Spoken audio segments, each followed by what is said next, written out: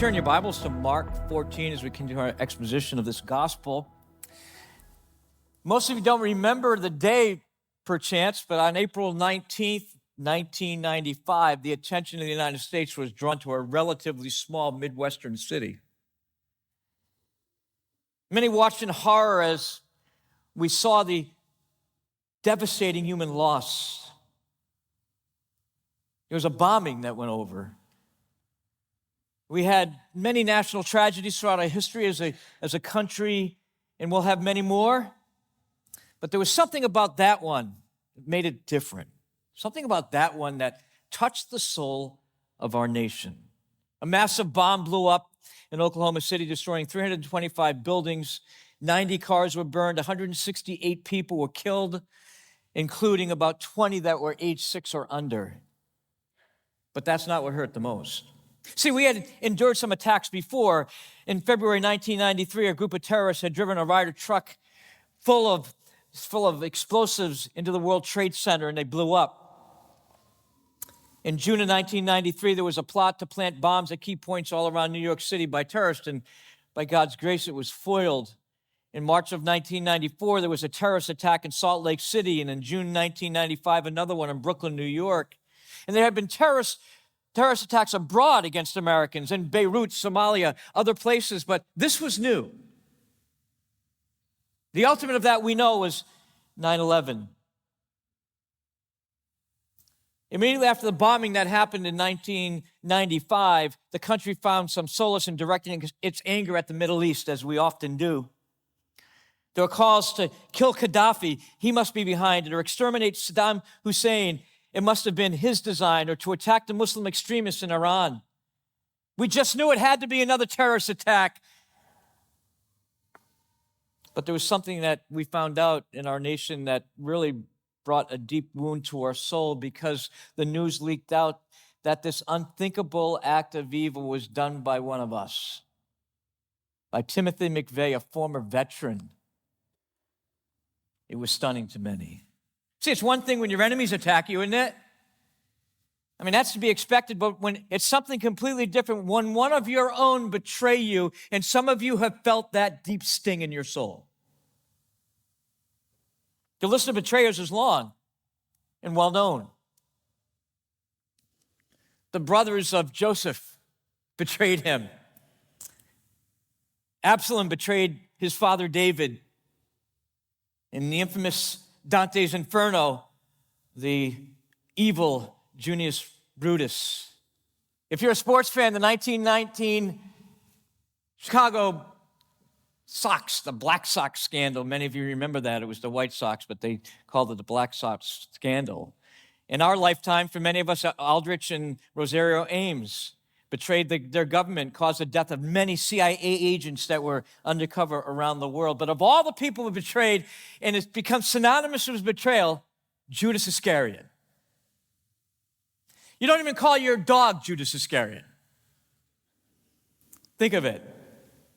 And our attention this morning in Mark 14 is drawn to this dark soul. It's almost hard to talk about him, but we will. In the context last week, we saw that there was a plot to kill Jesus, and the design of the religious leaders was wait until everyone's out of the city. Remember, the city blew up from about 80,000 people to about 450,000 people during this time of year. And a lot of people were enamored with Jesus. No, let them go home, let them leave, and then we'll arrest him by stealth, and we'll end his sorry existence in their minds. But something happened.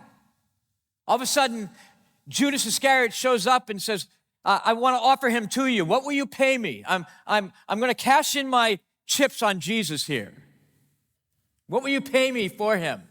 And from that point on, he's looking to turn him over. Remember, Jesus has been saying over and over that the Son of Man will be taken by the hands of sinful men, and he will be crucified, and he will die, and he will be buried, and he will rise again.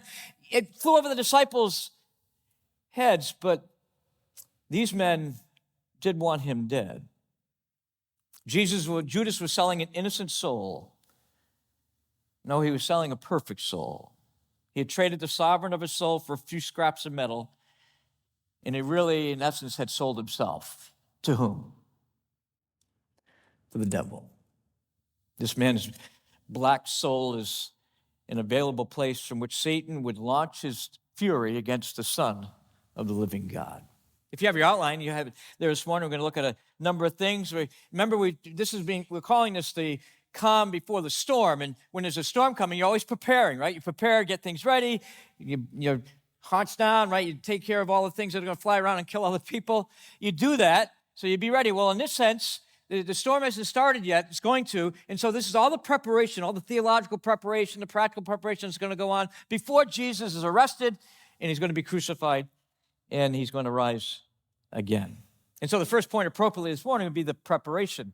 And it's the preparation of the place, the preparation of the Passover, and the preparation of the people. Let's look at it together, verses 12 through 16. Number one, the preparation of the place. Now look at this. The preparation. I want you to notice in the text, notice in verse 12, where will you go, have us go and what?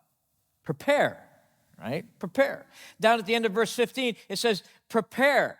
You see in end of verse 16, and they prepared. So there's all getting ready, right? For the ultimate sacrifice of the Passover lamb, which is what the Lord's Supper aims toward, right? And now we do it aiming back, reminding us of what he did, and we'll do that next Lord's Day in the evening. Now notice what he says about the preparation of the place. This is interesting. This kind of sounds almost like the triumphal entry thing when they said, hey, go find a man and get the colt, remember? And so it says, on the first day of unleavened bread, which was the Passover. Unleavened bread was a week ceremony, and it would begin with the Passover, and then after the Passover, would launch into the rest of this sacrifice that they would give of the lamb, and then the celebration they would have. When they sacrificed the Passover lamb, his disciples said to him, where should we go? Where's the place? Now, by the way, what they had to do is prepare for it, because you had to eat the Passover lamb within the confines of the city. That's why the city was bulging with activity inside the walls of the city. And if you've been to Jerusalem, some of those walls are still up, and it's not big. So there'd be 500,000 people in the walls of the city, and so people would open up their homes for people to come and to eat the Passover. They didn't necessarily stay over. Jesus didn't stay over there. Jesus was in Bethany, but you had to eat the Passover in the confines of the city. The Passover would start to be prepared and the sacrifices made the afternoon before the Passover. So they start sacrificing about 3 o'clock, 4 o'clock, and they would sacrifice all through the evening, but you would eat it that evening or the next day. The Passover began at sundown. Now, our days begin at midnight. Theirs didn't. So it became Friday on Thursday. Okay? Because at sundown, that would be the next day. And so this is what is occurring. And so we got to have a place where we're going to eat the Passover. Well, okay, where is that? So they want to know, where are we doing it? Now, he could have said, hey, go down the block. It's over here. It's at 16 High Street. The problem with that is Judas is there. If he says that, you know what Judas is going to do? He's going to run to the Sanhedrin and say, I know where he's going to be tonight. You can get him there. But remember, Jesus said, I want to eat the Passover with my disciples. Because he's going to translate the Passover into the Lord's table, and he wants to have this commemoration for the church. Nothing's going to stop this. And so instead of saying, well, just go here and go there, he doesn't say that because Judas could have betrayed him even then.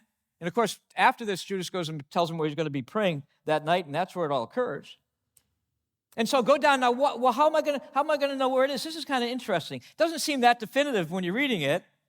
He said, well, go to the city. Okay, got that. Jerusalem, go over there. And a man carrying a jar of water will meet you. Wait. There's 500,000 people in the city. I mean, how does that work? And when he meets you, follow him. Wherever he enters, say to the master of the house, hey, the teacher says, where's the guest room? I want to eat the Passover with my disciples. And he'll show you a large room, a room probably about fit 120, 150 people, a large room. So it tells you this was a person of means. Whoever this was well off. I want you to go there, and the teacher wants to eat there. Now again, say Scott, I want you to go down to Lakeland and find a guy in a suit and follow him. Okay, there's 50 guys in a suit. Which one? Just follow one. You go to the right place. No. By the way, it would be unique for a guy to be carrying water because a guy in a barrel, in a bowl, because usually they would carry it just in a flask, and so women were the one who did all the heavy lifting.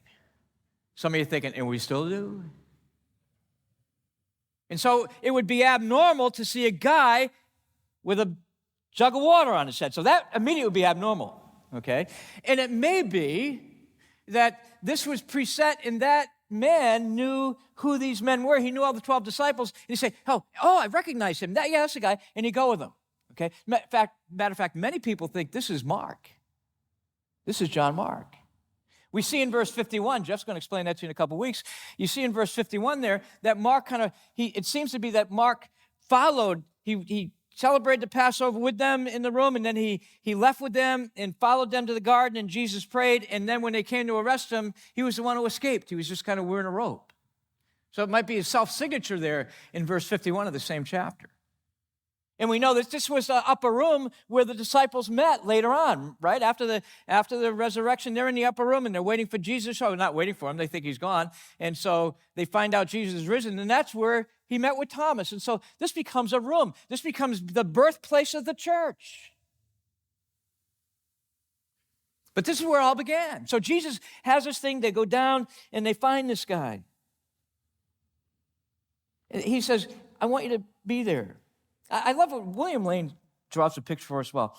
He says, this shows Jesus' knowledge and complete governance of events as the hour of death approaches.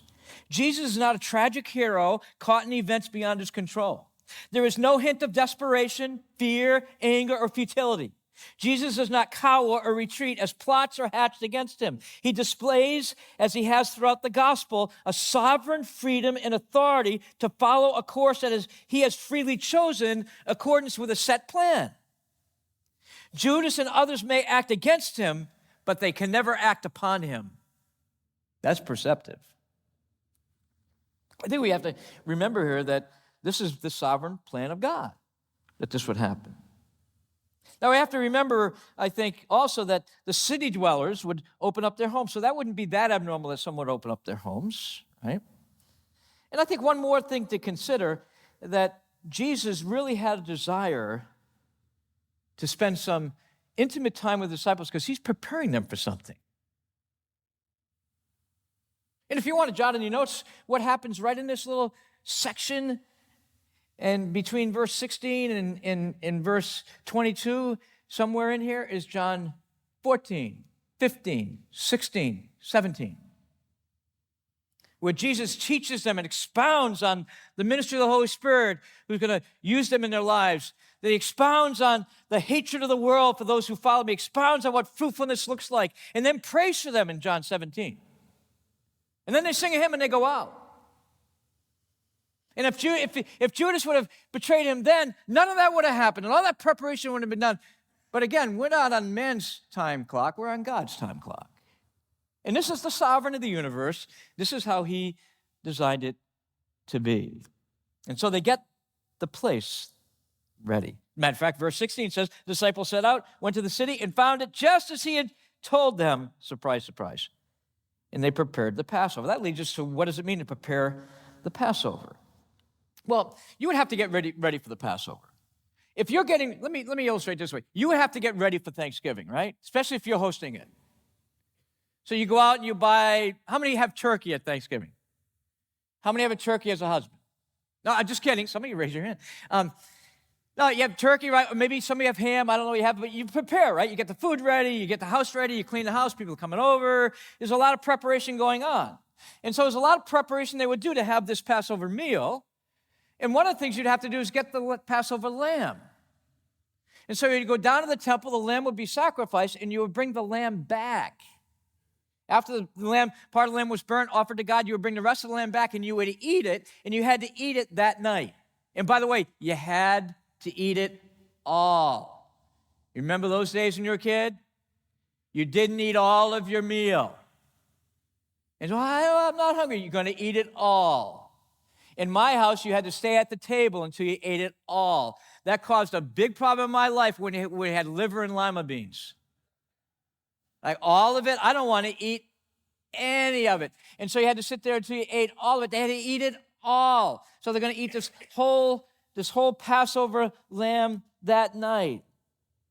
And so, by the way, some of them would eat it that night. Some would eat it the next afternoon and celebrate it then. Remember the whole issue of Jesus' body and all that? They have to get it down, and they had to do it before the sunset because the Sabbath was the next day. But you might remember the Pharisees saying, you know what? We have to get this court stuff done because we haven't eaten the Passover yet. And they were saying that on Friday during the day.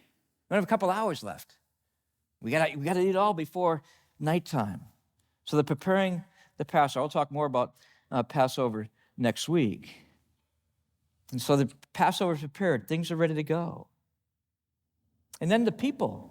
You got to get the people ready. Look at verse 17. And when it was evening, he came with the 12. Now, what we don't see here between verse 17 and verse 18 is something significant happens here.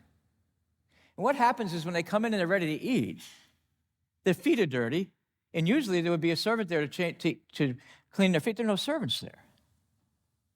Because they would recline at the table, and someone's feet would be right behind your head. And so someone would go through the ceremony of washing the feet, so no one does. So Jesus does it, and he washes their feet. And you can read about it in John 13. We're not going to take time to do it, but that's preparing them symbolically for the meal. And so this symbolic preparation goes on. And as they were reclining at the table eating, Jesus says, truly I say to you, one of you will betray me, one sitting right here. Someone who's breaking bread. There's no more intimate thing you could do as a friend of someone in this culture than to break bread. It was more than just having a meal. You were sharing. It was a significant event to break bread with somebody else. It was the deepest level of friendship that was shared with people who you ate with. It was a glorious occasion to eat because they didn't take their next meal for granted like we do. I mean, when they were praying, Lord, give us today our daily bread, they meant it. And so he says, and it's one of you. And by the way, around the table are people he spent a number of years with, like one of you, close people to me. You're going to do this. And before that even happens, this act of humility of washing their feet, the sacrificial service of Jesus to his followers. No one writes it more profound, I don't think, than Philip Keller does. And I mentioned his book to you last week, Simply One Word, Rabboni. And he writes this, listen, in the upper room, the 13 men, Jesus and the disciples, the 13 men arranged themselves comfortably around the walls, relaxing on the colorful cushions provided by their host. A low murmur of contented chatter filled the room. The rich aroma of freshly baked bread, commingled with the sweet fragrance of roast lamb, permeated the whole place. It whetted their appetites. Eagerly they broke the crisp, flat cakes of unleavened bread and dipped the pieces into steaming dishes of hot, bitter herbs. With gusto, they picked up pieces of the roasted flesh and tore fragments of meat from the bones with their strong white teeth. The simple fare was washed down with great gulps of delicious wine that sparkled red in the flickering candlelight. It was a festive scene. Good-natured banter and wit flowed back and forth among the young companions. Remember, they were young. Suddenly, a spark of contention was ignited among them. They began to quarrel and argue about who should have the most prominent place. In the upper room, as Jesus is teaching them about his death and illustrating it by the bread and wine, they're arguing about who's going to be the greatest. They had this argument before. This is not new. Scowls now creased their faces. The atmosphere became electric in animosity. A look of anguish and despair stole across the master's face. Always got us to cope with the resurgence of our rotten old nature. And here, despite his teaching and his example, his men were at one another's throat again. In a gesture of overwhelming generosity and goodwill, he sweeps off his tunic and mantle. With a simple swish, he wraps a towel around himself. Then, taking up a basin of water, he begins to go from man to man. Kneeling on the floor before each prone figure, he gently washes their rough, dusty feet and then dries them with a towel. It's beyond belief that upon this rough group of garrulous young stalwarts should depend all of God's plan for propagating the good news of his redemption for the race. Jesus sensed the solemnity of the moment. They did not. It was these very feet he was washing that would bear the gospel of good news to this cruel city, then to Judea, then to Samaria, and finally to the outpost of the world. Some of those feet would wander as far as Rome, Africa, Asia Minor, and even India to proclaim that God's Passover lamb had been offered for men everywhere. And what Jesus is doing, by the way, is he's transforming this group of unique men into evangelists. How many of you would want to take a convert of 2 years and train them to be an evangelist, and you have 2 years to do the task, to take the gospel everywhere? But not only that, he wants to transform them into servants. People who put others first before themselves. That's what a Christian is. Husband, you're a servant to your wife. Wives, you're a servant to your husband. Kids, you're a servant to your parents. Parents, you're a servant to your children. You're a servant at work. We are servants. That's what makes us different. The world hires servants. Christians are servants. And Jesus is teaching these men these lessons in that upper room. That's part of the preparation of the people. Now let's go to the proclamation. It's interesting. They began to be sorrowful. Oh, Jesus says, this is a proclamation, verse 18. I say to you, one will betray me, one who is eating with me. One of you guys are going to betray me. One of you guys are going to turn on me. One of you guys are going to be like Benedict Arnold. One must wonder if while eating the Passover lamb, Jesus is thinking about being slain. I know he is going to be in moments when he's in the Garden of Gethsemane, but I'm sure he is now because we see that in his institution of communion. But this is the first time, even though he told them over and over he's going to be taken, this is the first time he says, one of you. How did that sit in that room? How did that sit in that? One of us. And that leads to perplexity. Well, what are you kidding me? And they're confused. You can imagine the shockwaves that hit their hearts as the master voiced those words. One of you is going to betray me. And by the way, you got to love their response. It's humble. They're rebuked and it's humble. They've just been rebuked for the lack of serving, but this is another step. One of you are going to betray me. By the way, if that type of prediction was given in most churches by the Lord today, the response would probably be, well, you know what? I've always had my doubts about Overholt.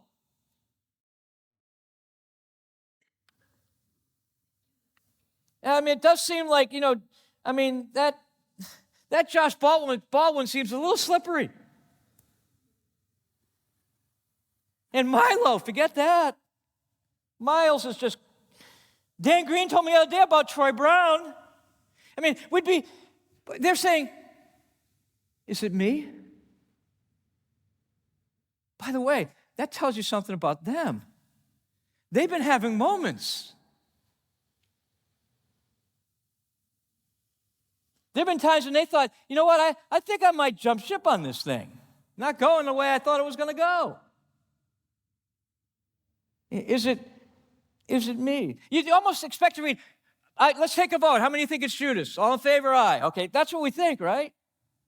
As a matter of fact, John adds this, and they stared at one another at a loss to know what he was talking about. Like, I don't have a clue. What does this tell us? I wrote down 3 things in my notes that tells us. Number 1, Judas was seen by the rest of the disciples as having the same faith they had. Right? When they went out preaching, guess who preached with them? Judas. When they went out doing miracles, guess who did miracles with them? Judas. When in John 6 he calls for full commitment and many of his disciples forsook him and fled, guess who didn't? Judas. When it came time to pick the treasurer, who'd they pick? Judas. You don't pick the guy you don't trust to be your treasurer. Right, Joe Hatch? Don't do that. Number 2, Judas was a very effective hypocrite. He was good at it.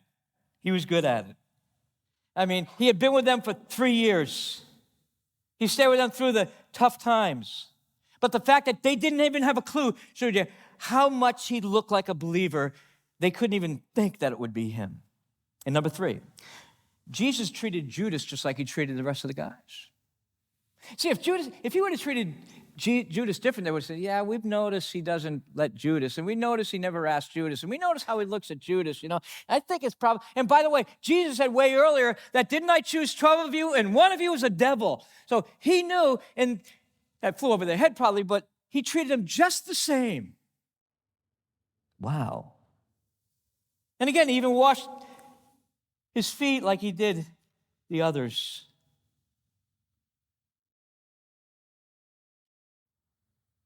Darrell Bach writes these words, they're so good. Even though Jesus knew what Judas was about to do, he washed his feet. It was only one example of the marvelous love of Jesus Christ in the way he reached out to Judas. The measures he took to win Judas, even at the last hour, made his love all the more wonderful. One would think the experience of having Jesus wash his feet would have been enough to break any man's heart, but not Judas. That's how cold his soul was. He was determined to sell the master. I think Craig Blomberg was right when he wrote these words, the extent of Judas's treachery can scarcely be exaggerated. That's how bad it is. Now, imagine Judas's thoughts. Does he know it's me? Has he had someone following me? Is he going to out me right here in front of all the guys? But with a straight face, doesn't play his cards. Fascinating. Some of you play the same game, and I bet it's exhausting.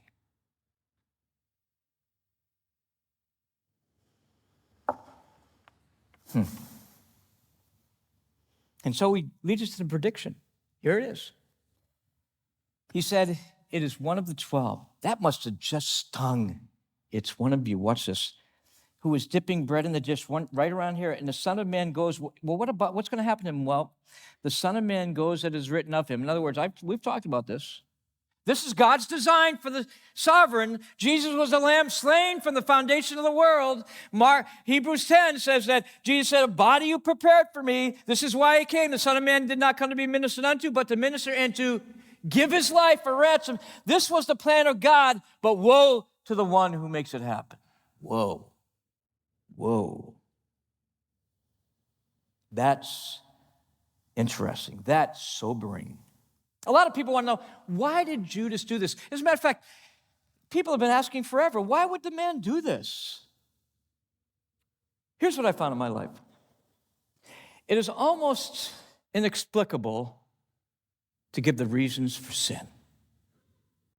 If you try to figure out sin, you'll be a basket case. Dostoevsky in The Idiot said the causes for human actions are usually immeasurably more complex than our subsequent explanations of them. There's so many more factors than we can ever explain.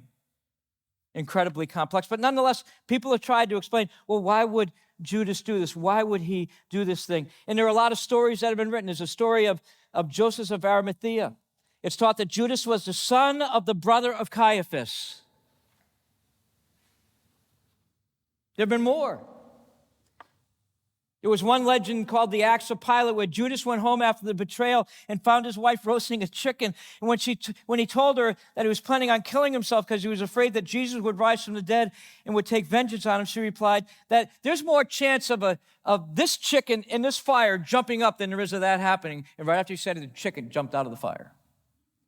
By the way, these are legends. He said, I didn't know that happened because it didn't.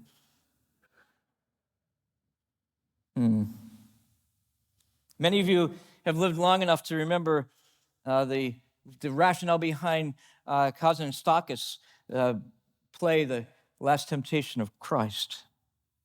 And this is how he viewed it happening. Jesus saying to Judas, I wish there was some other way. I'm sorry, but there isn't. I have to die on a cross. And Judas says, I won't let you die. Jesus said, you have no choice, neither do I. Remember, we're bringing God and man together. They'll never be together unless I die. I'm the sacrifice. Without you, there could be no redemption. Forget everything and understand that. Judas says, I can't. Get someone stronger. Jesus said, you promised me. Remember, you once told me that if I move one step from the revolution, you would kill me. Remember? Judas says, yes. Jesus says, I've strayed, haven't I? Then you must keep your promise. You will have to kill me. And Jesus says, I gave you the harder job than I have. Really?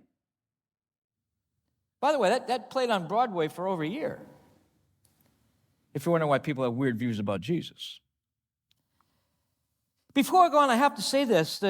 This verse is one of the clearest illustrations of divine sovereignty and human responsibility living right next door to each other. And without a hint of frustration in the mind of the author.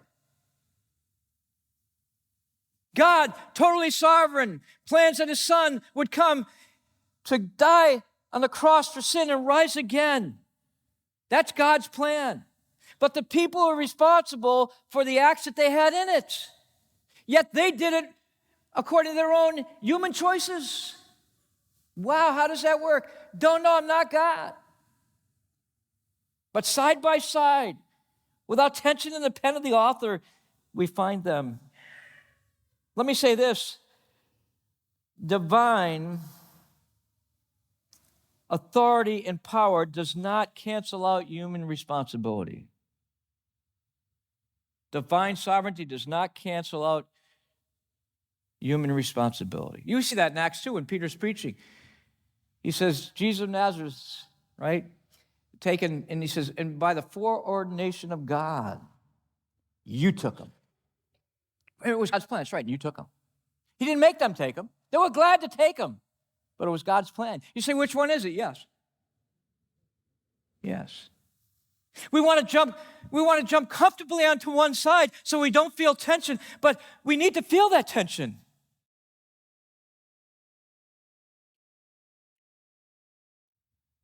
And this prediction is given, and Judas does his thing.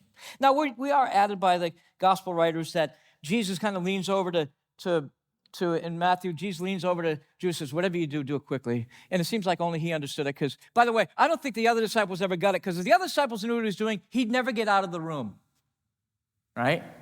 You think Peter's going to let him out of the room? Not in your life. But we do know John heard something because he writes it down in his gospel. It says, John writes this in his recollection, what you're about to do, do it quickly. And Jesus told him, but no one at the meal understood why Jesus said this. Since Judas had charge of the money, some thought Jesus was telling him to buy what was needed for the feast, or to give something to the poor. And as soon as Judas had taken the bread, he went out. This is such a perceptive statement. And it was night. You bet it was. In the darkness of the soul of Judas, it was night. The prince of darkness himself had full reign over his soul. Fun story, isn't it? But real. As a matter of fact, we see Judas is removed before the Lord's table begins because the Lord's table belongs for those who love and know Jesus, right? So he's gone, and now he can inaugurate the Lord's table. We'll see that next Sunday night. We'll take up this text on Sunday night next week, and then Sunday morning we'll go through the Peter narrative. But let me give you some applications here before we're done. I have 7 minutes and 19 seconds. Do it. You have 7 there for Judas. I'll get to those in a minute, but some things from Jesus that stick out to me. You don't close your heart to those who might betray you. See, Jesus knew the whole time what was happening, and he kept on loving Judas. It's like, listen, God doesn't give you a license not to love. Got that? God doesn't give you a license not to love someone. If there was one, he had it.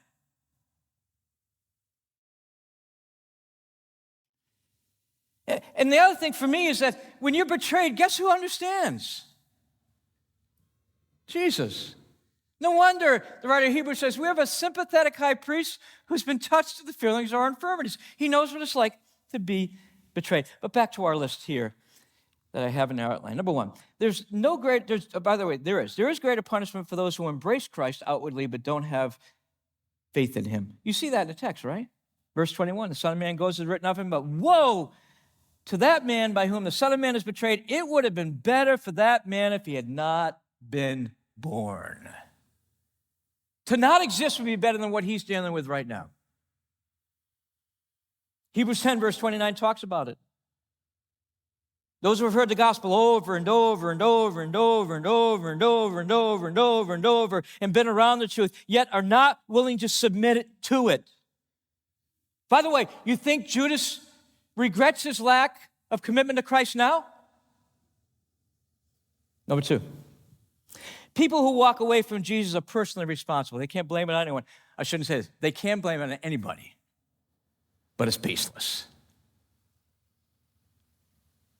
I say that because some of you have had children and parents and siblings walk away from the faith and you feel responsible. You sit there and think, well, if I only would have, and if I could have, and maybe if I was nicer, or our group was more open, or maybe. Judas walked away from a perfect situation, a perfect Lord.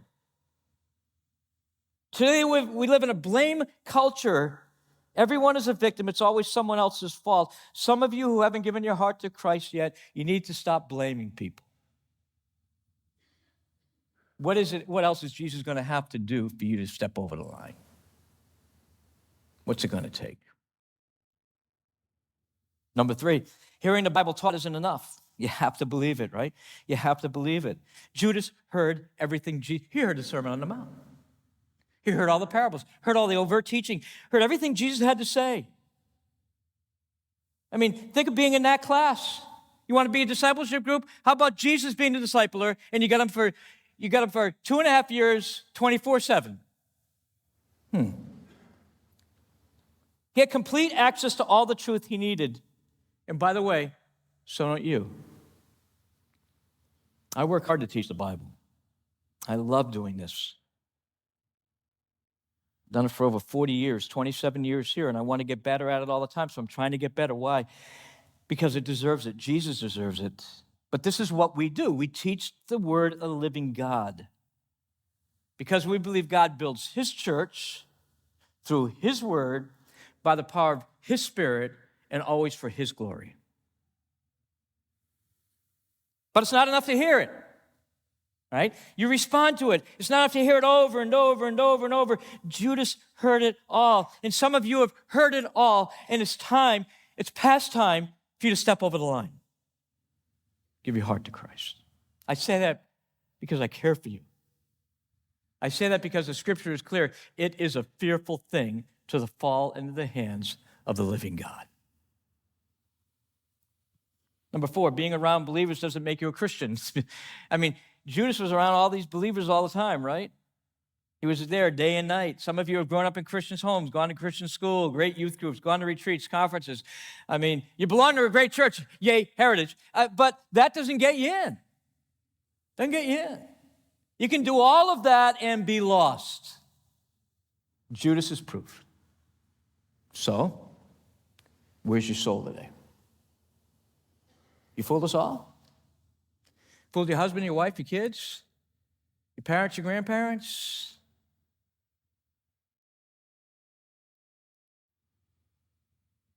You can know everything about Jesus and not love him.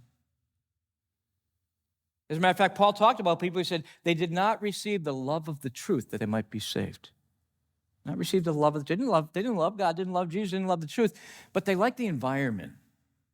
They liked the community. And we're all for community environment, but it's not as an alternative to Christ. It's to express your love for Christ and live it out. And number six, you can have a ministry and not love Jesus. The treasurer. And you say, well, that makes me suspect of treasurers. No.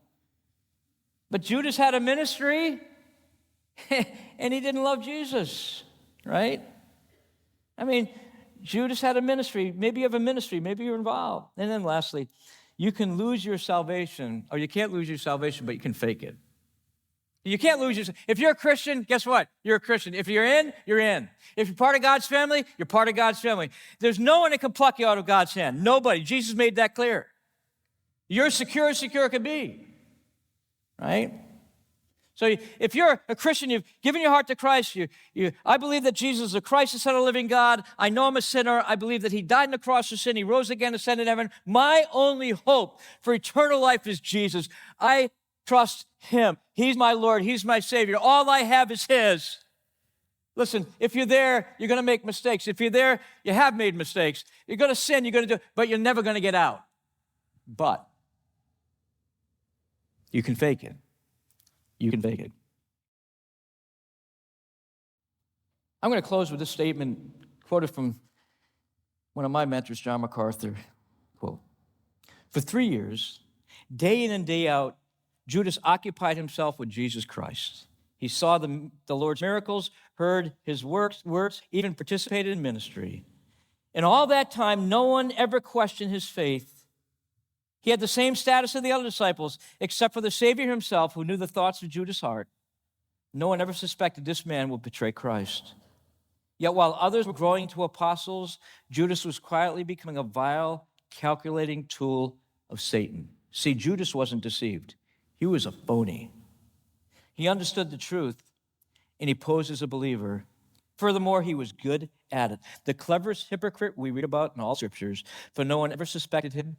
Yet everyone fooled except Jesus, who knew his heart. And mark it, wherever God's work is done, there are imposters. There will always be hypocrites. The favorite trick of Satan and those he employs is to, quote, disguise themselves as servants of righteousness, end quote. The devil is a master at making his work look good, and he is busily at work among the Lord's people.